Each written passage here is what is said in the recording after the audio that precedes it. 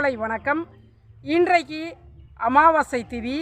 நம் வீட்டில் இறந்து போன பித்ருக்களுக்கு அவர்களுடைய ஆத்மா சாந்தி அடையும் வகையில் நடந்து கொள்ள வேண்டும்.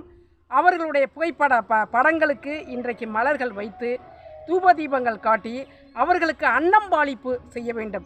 அதாவது இலை போட்டு அவர்களுக்கு சாதம் வைத்து படையல் பண்ணி அவர்களை வணங்க வேண்டும்.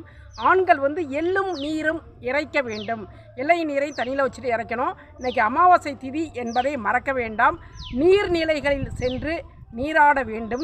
அங்கு இருக்கக்கூடிய சிரார்த்தம் வாங்கக்கூடியவங்களுக்கு நம்மளால் முடிந்த அரிசி, வாழைக்காய் போன்றவைகளை கொடுத்து நம் முன்னோர்களுடைய பெயர்களை அந்த திதி நேரத்தை சொல்லி அவர்களுக்கு வணங்க வேண்டும். இதை அவசியம் செய்தே ஆக வேண்டும். அமாவாசை திதி என்பதை பலர் மறந்திருக்கலாம். பல்வேறு சூழலின் காரணமாக பலர் மறந்திருக்கலாம்.